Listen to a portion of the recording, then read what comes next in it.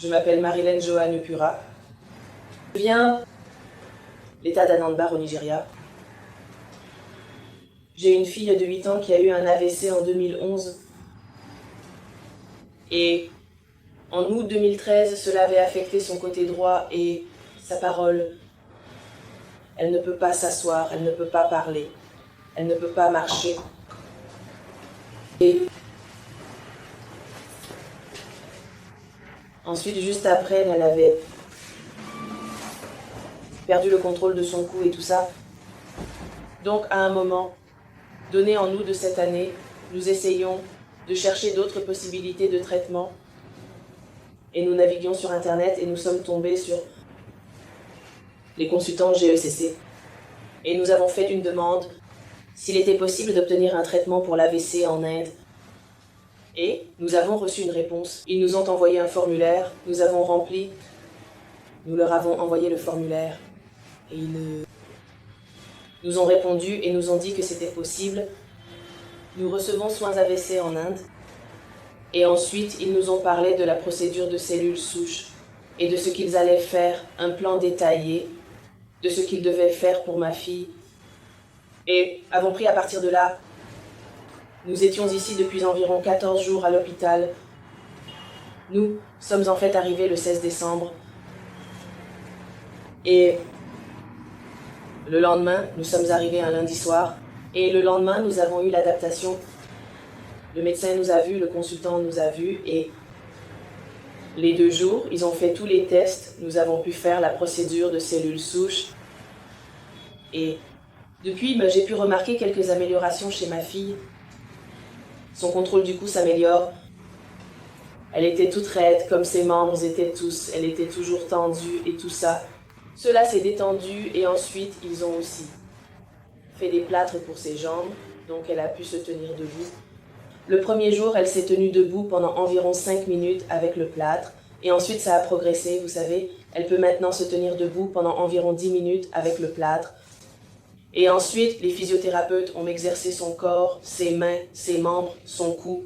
Et son contrôle s'améliore. Pendant ce temps, vous savez, ça diminue.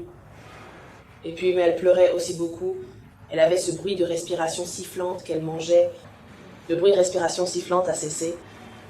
Le cri, quand elle mange, ce n'est pas aussi fréquent qu'avant. Parfois, elle peut en fait manger sans pleurer tout le temps et tout ça. Et ensuite, la salivation, comme je l'ai dit, a diminué. Donc, dans une large mesure, je pense qu'il y a beaucoup de progrès. Amélioration. Vous savez, ses jambes, ses genoux étaient très raides. Vous savez, quand ils ont commencé le tissu, c'était très très raide. Ils ne pouvaient pas le bouger, mais maintenant c'est mieux. Même si elle ressent un certain inconfort chaque fois qu'elle porte le plâtre à la jambe, elle peut maintenant le porter pendant de plus longues périodes. Elle a pu le porter environ 3 heures. Vous savez, l'inconfort s'installe et tout ça, donc je peux vraiment le voir. Oui, je m'y attends. Dans 2 semaines, vous n'auriez pas pu voir tout ce que vous attendez. Mais ça m'a donné du courage de savoir qu'au moins quelque chose a été fait. Et ça, vous savez, les équipements que j'ai vus sont suffisamment encourageants pour continuer. Et puis nous avons aussi réalisé, après le test, en fait, les consultants ont mentionné quelque chose que nous n'avions jamais entendu parler au Nigeria, parce que tous les tests qu'ils ont faits au Nigeria n'ont pas capturé ça. Et ils ont dit qu'elle avait la maladie de Noyomoya. C'était la première fois que nous entendions parler de ça, et cela lui a ouvert les yeux sur beaucoup de choses, parce que nous ne l'avons pas fait. Avoir le privilège de toutes ces informations. Donc, maintenant, nous comprenons pourquoi elle avait des problèmes au début et quoi attendre. Grâce à la procédure de cellules souches, nous commençons à comprendre cela. Ensuite, les cellules souches montrent des progrès en 3 mois. Pour le mois suivant, 6 semaines jusqu'à 3 mois, nous prévoyons des améliorations progressives. Largement, les améliorations sont progressives, donc je suis très positif quant à ce que nous avons fait et je peux dire que, dans une très large mesure, l'hôpital m'a impressionné, l'Institut de santé médicale. J'ai été impressionné par l'hôpital, par leurs installations. Vous savez, c'était vraiment des personnes qui s'occupaient de la neurologie et tout ça. Nous n'avons pas vu de médecin généraliste et tout ça. Neurologie et tout ça.